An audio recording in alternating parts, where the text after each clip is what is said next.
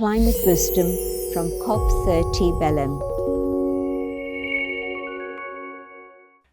Welcome to our Climate Wisdom studio live from COP30 in Belém in Brazil. We bring together experts from science, politics and spirituality to discuss and explore new solutions for the unfolding climate disaster. Myself, I'm a Golo Pilz, and I will be tonight's moderator, and we have a very special topic: inner resilience and planetary renewal. The conference is soon entering its second week, and Brazil's chief negotiator, Liam Chagas, noted that the technical phase of COP has ended and is nearly completed. The political phase is now arriving, with all ministers arriving from all over the world. Those who really hold negotiating and bargaining power at the conference tables.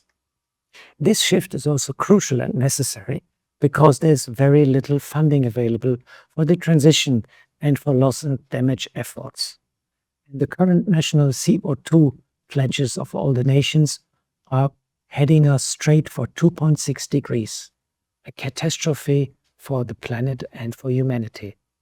Meanwhile, Brazil's environmental minister, Marina Silva, has urged all countries to commit to a fossil fuel phase-out, calling it the ethical response to the climate crisis.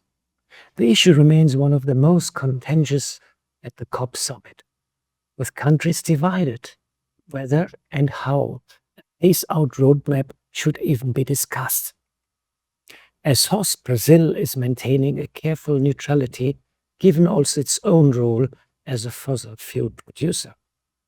Panama's climate negotiator Juan Carlos Monterrey said in one sentence, "It's quite stupid that we talk about everything else when fossil fuel is the actual problem." That's quite interesting. This is COP30.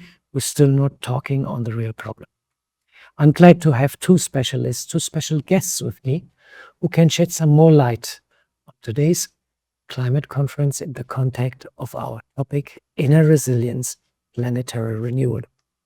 We have with us Lindsey Fielder-Cook. Lindsey, you are the representative of climate change at the Quaker United Nations office in Geneva. You hold a degree in politics, literature, and climate change, and your work focuses on climate change negotiation, climate science, and human rights efforts. Welcome, Lindsey. Thank you. We have also with us Maureen Goodman.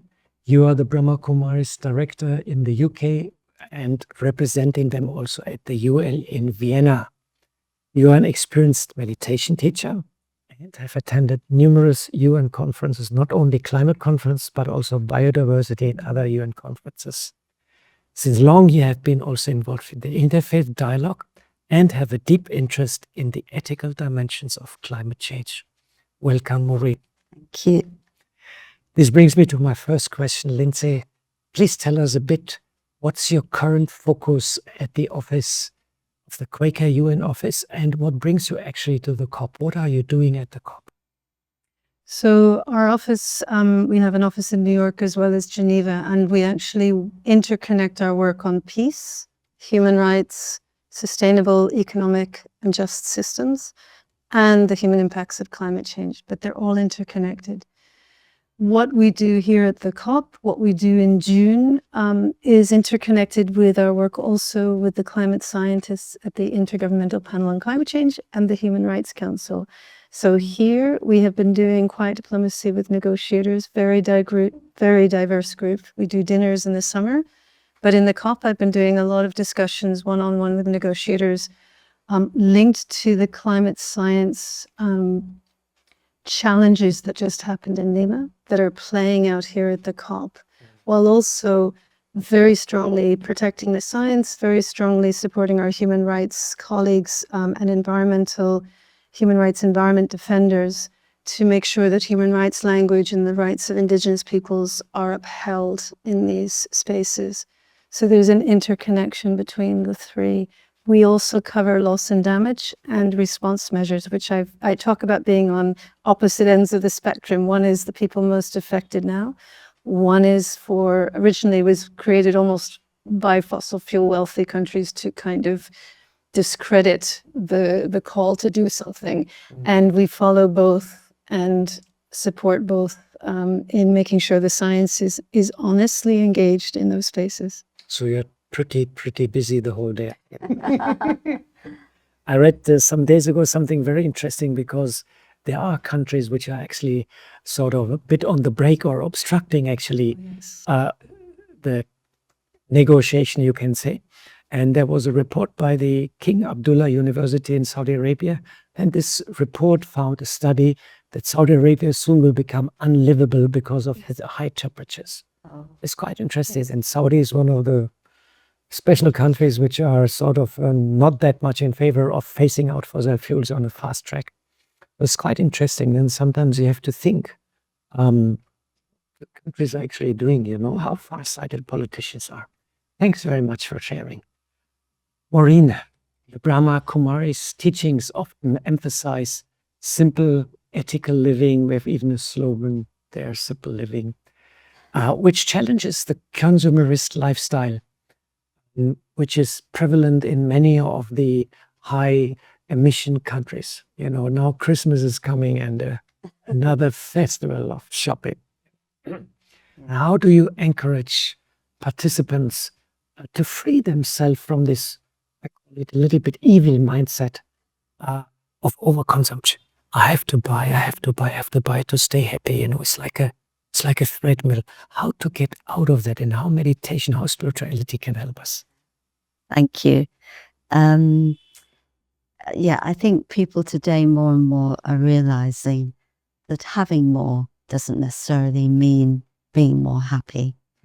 And people are under a lot of stress. I think that this whole consumerism, and in particular greed, is at the heart of the crisis. We are in a spiritual crisis, ultimately. But things are changing, and people are looking for alternative ways of living. For the Brahma Kumaris, we want to empower people to experience happiness on the inside, independent of all the acquisition of things, and to help people realize that the more you acquire, the more tension there is, because there is then a fear of losing something. Whereas if you are more focused inside, you have more resilience, of course, but then you are able to experience your inner spiritual life. And that's something you can't lose because it's part of you, it's in you. And once it's awakened, along with that, the conscience awakens. And I think this is a problem. It's like consciences have gone to sleep in the world, And once the conscience awakens, you know what it is you have to do to support yourself, the people around you, and the world. And naturally, you lose interest in acquiring so much. Just a simple thing. I remember I was shopping somewhere, and I went for one thing, but I was somehow started looking at the shoes, and I said to my friend, "Oh, I'm looking at these shoes, but I don't need any more shoes."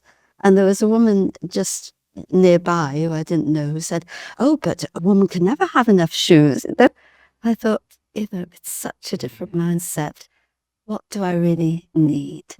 And if we just live adequately for our need, Gandhiji's famous saying, there's always enough for everyone's need, but never enough for anyone's greed. And but the spiritual empowerment has to come first. Otherwise, it feels like you're taking something away from people. And the fact that then people begin to experience more happiness, they say, yeah, this is a good way to live. Less stress, a clearer mind, but also greater purpose and direction in life. Yeah. So let's hope this year's Christmas will be slightly muted in terms, not in terms of celebration, but maybe in terms of shopping and buying things, Yeah, that and Black Friday. Oh. Yeah. In India, it's also, I stay most of the time in India. It's like when there's a festival, people, it's unbelievable. Also, the Diwali festival, Yeah. Thanks for sharing these insights. This brings me back to Lindsey. We all appreciate very much the new initiative of the Brazilian government. Yes. One is the ethical stocktake. So I think this Mujirao is also there to come together and jointly find a solution for problems. And it's all about soft power. So how can soft power of faith create this ethical framework that really helps us to infuse political will among high emission nations to move beyond the current paradigm? How this soft power of, let's say, ethical stocktake, how these mechanisms can actually help, especially the rich countries, the rich nations in the world, to move away from the carbon-based economy. So I want to pick up on your question, also what Maureen was saying, and the environment minister of Brazil is really quite moving for us to hear, in addition to being in Brazil where civil society clearly feels there's a lot of military around, but there is a sense of safety to protest, to be here, to gather. We have not had that since Glasgow. And her speaking, she talks about courage, she talks about fairness, and she says Brazil needs to find a way forward. So she's doing a personal, we all have to start with ourselves in our own country. So when you say high emission, there's something I wanted to add. High extraction is actually as much as high emission here. You can have a country like Norway, which has reduced its emissions, lots of electric cars, increasing its oil and gas. So the ethical and the faith call for me is very much what we see the environment minister doing, of saying, we need to do this, we need to have an ethical grounding, and we need to take responsibility. I would long to hear certain things answered in the plenaries. And this comes from a faith base, because interfaith, our faith voices helped us to strengthen that ethical framing. The questions, for example, to ask ourselves, what is the best that we could do? To ask ourselves as developed countries, why do we not talk in a plenary about our historical responsibility? Why do we not say we recognize that there is only one developed country that has actually attempted to cap, not decrease, but just cap, only one developed country, and that's the UK, on new licenses. Every other developed country is increasing oil and gas. And so we need to have that sense of ethical is about, we need to step forward and show examples. So political will or soft power happens when you build trust because you actually show an example. So my longing as a faith voice and an ethical voice after many COPs is to see my own country, the United States, where I live in Europe, but those countries which are extraction wealthy, to be taking a lead in this. And then alongside that, to really have this sense that we are here for humanity. And that's what this environment minister has done. Colombia is the first country not only to cap, but talk for a decrease. This is a country that has been torn apart by war, which is very dependent on its economic on fossil fuels, and it's doing it. And we want to honor that. That's real courage. So I just feel well in Brazil to have a country that has a lot at stake and poverty, but has this sense of we can do this. And I think that soft power is so needed right now. And I want to see the industrial countries with that historic responsibility have more courage and bravery. You know, it's transformation. It's a deep issue, the historical responsibility. Just transitional. Yeah. And it's very costly for the West. I think that's why they're hesitating. It's related to the funds, of course. But I think just if I could finish on the ethical side, another question I'd love to see in these plenaries, we can get the funds. We talk about climate change as a spiritual crisis. It's also a wealth crisis. 10% of the wealthiest incomes on the planet make up to 45% of emissions. Why aren't we talking about an aviation tax? Why aren't we talking about a wealth tax? Why aren't we talking about shifting our taxation from income to assets where wealth really is? That's an ethical step forward to put money into transitions, because the money is there. Actually, money is there, you're right. Yeah, the money is there. It's just going in the wrong ways. Going the wrong. And we're increasing our military spending. That's the big thing. Yeah. Well, thanks very much for sharing. Well, let's hope there will be some inspiration and some awareness about the responsibility, especially of the developed nation, the historical responsibility.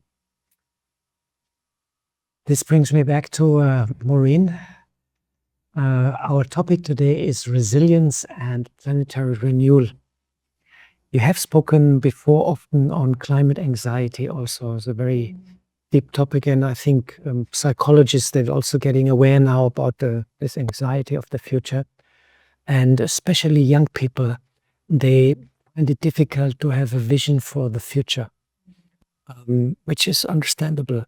What basic understanding is required to empower the self, and how the concept of planetary renewal can bring hope to the young people, so they don't see the end and the destruction, but they see light at the end of the tunnel. Thank you. Yes, when talking and interacting with young people, you do feel this, some really, anxiety is probably a mild word for it. They're very concerned about it. And I think the biggest thing that brings hope is when you begin to see some transformation, and you know that you can't suddenly transform what's out there, but you can do something about what's happening within yourself. And I remember arriving in Baku, and because it was just after the US elections and people were so despondent, and then somebody made a statement from the plenary: despair is not a strategy. Yes. Do you remember that? And that, or maybe I mentioned it, and that really struck me. And then I repeated it to a few people, and it was like, okay, I get it. We have to do something. And so when you start to see change happening in yourself, it gives you hope, because you know that change can happen then on a wider level. But if we sit back with despair, it'll just get worse and worse and worse. So we need that kind of energy to, translate into the actions. I've heard the word love in this COP more than I've heard in any other COP. I've just been at this climate change conference. I'd not heard the word love so much. President was asking for love letters to be sent in the presidency consultations. But Colombia has really taken the lead, and I was at the biodiversity conference last year in Colombia, and you can see the inspiration of this president. He said, "This is the heart of the world. I'm the president of the heart of the world." And it was just very moving, but he really felt it. You could see that he was feeling that connection, that responsibility, which is why he wants to put his country on track to phase out fossil fuels. And he says, I know it's economic suicide, but the rest of the world is more important. And I think we need to remind ourselves, and especially young people, that there are leaders who are doing this, because sometimes we just hear the negative, and then that negative energy grows and multiplies and affects the whole atmosphere. And if we remind ourselves of the things that are giving hope and the people who are showing that courage, oh, okay. And then it's a different energy that we put into the atmosphere, because the atmosphere really affects everybody. So I think it's really time for us to have a hopeful and powerful atmosphere. We had something in our teachings this morning that said, become powerful and make others powerful. And so it didn't mean, of course, power in that, control sense, but it meant in terms of spiritual power. And how do you make others? By example, like I say. Wonderful, Maureen. Thanks for sharing. Thank you. Wonderful. So this brings me to last question to you, Lindsey. And I looked a little bit up about the Quakers, and I know you are since 40 years with the Quaker movement. And the the work of the Quaker is rooted in the belief of the inward light, and also that God is visible in everyone, which guides both your personal conviction and also your action. And how do you translate this profound spiritual system, belief system, into the often very secular, politically driven and complex technically language at the UN? How do you translate that inner striving to see God in everyone and bring that consciousness of the inner light into the COP, into the negotiation, how you bridge the gap and how you inspire people when you meet them? Going to go back a couple hundred years. In the 1650s, when Quakerism evolved in Britain, there was this very strong sense. We talk about inner light, but it almost goes a bit deeper there, in that there was this sense of, we will not have priests because you can have a direct relationship with God. Men and women are equal. We do not have a creed. We will not fight wars. And in that sense of equality, we will not sort of look up to the aristocrat. To this day, very profound challenges to the society as it was. But it was that direct questioning of, what canst thou say? Not what does the priest say, but what canst thou say? And I think that grounds that personal witness and personal responsibility and that sense of equality. So I suppose in this space for me, I feel very much connected to the person I'm speaking with as an equal, as a human being who's also struggling. And even those who are in delegations that are, I'm finding really difficult to work with, I make an effort to sit and talk, ask them how they're doing. I will be honest with them. I disagree with what you say, but I want to understand, where's the anger? I had a discussion with a delegate from a country in Africa who was really quite upset in the IPCC, and I spent a few days ago just, tell me about your anger. Where is the anger? And I think that humanizing is so critical. We are not a campaign organization. I'm not trying to say I have the answer. I'm trying to, again, in that Quaker inner light sense of, in sitting together, the answer is with us together. And so when we do the quiet diplomacy dinners, which we've done since 2013, we bring at least one country from each negotiating group around the table, off the record, no reports written, don't even talk about which country comes. And we ask them a sensitive issue that is difficult for that time. So they help define what they want to talk about, but then I frame it ethically. And I frame the question as, what do I think? So it's personal. And I put it in language that's ethical and fair and speaks from the heart. And in that space, it's very moving to watch how all that technical, we take them away from the technical and we get them to hear each other talking about what's hard, what they really feel. Sometimes people cry in these dinners, and that's about building relationships. And I think the more, as you were saying with what the COP president is saying in the love letters, the more we can move them away from the technical language, which can be used to weaken, used to avert responsibility, right, or avoid, to hide, to actually say, how can we help humanity here? How do we represent humanity in this room?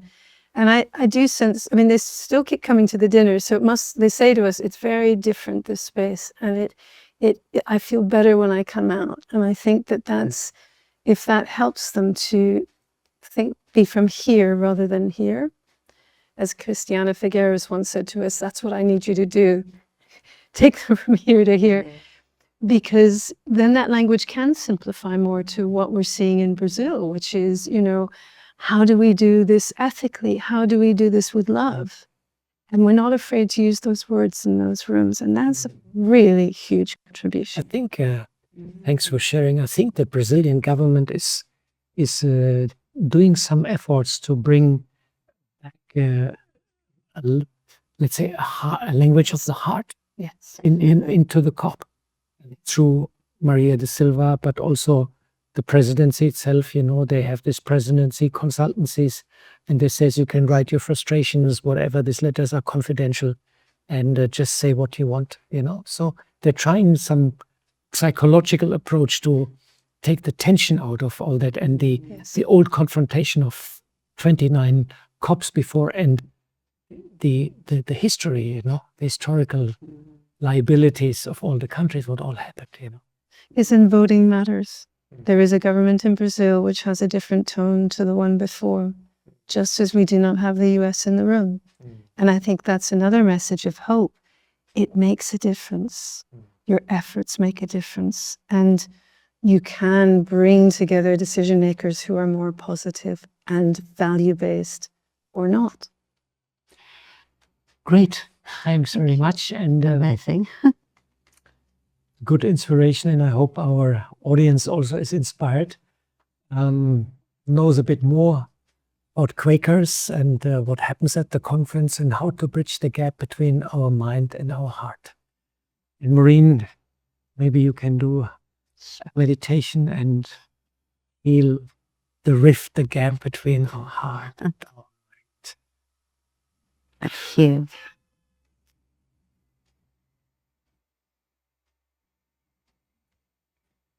So, with the power of my thoughts, I go on my inner journey to really listen to my heart,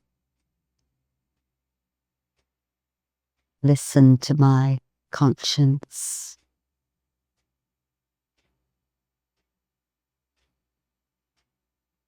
in that inner stillness,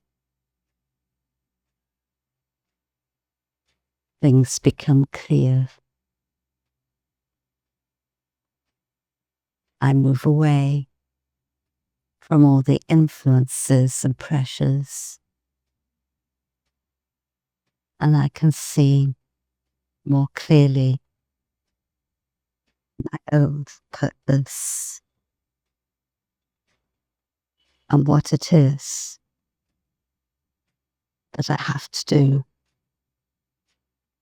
What is the role that I have to play?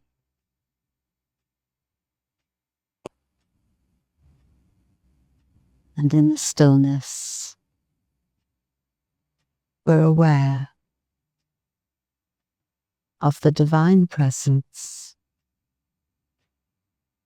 that empowers that which is most elevated in ourselves, that enables our inner goodness, our inherent goodness, to truly emerge.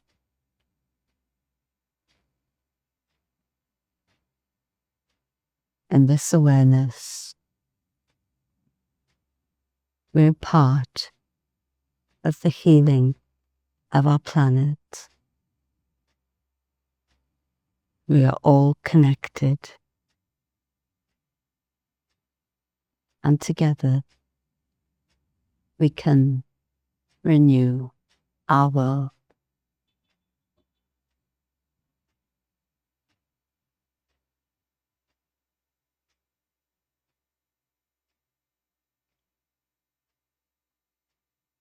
Thank you. Thanks very much, Maureen, and thanks also, Lindsey, for coming and sharing your insights. And thanks also to our patrons and sponsors and helpers. There's a lot of cameras and people sitting on computers, and it's going in the internet. So thanks a lot to make this studio possible. And please join us tomorrow for another interesting session of our Climate Wisdom Studio live from Belém. And for details, please see our webpage www.echo.brahmakumaris.org/live. You will find all informations. And thanks very much to all of you staying with us. I hope you're inspired. And see you the next time. And good night and goodbye from Belém in Brazil.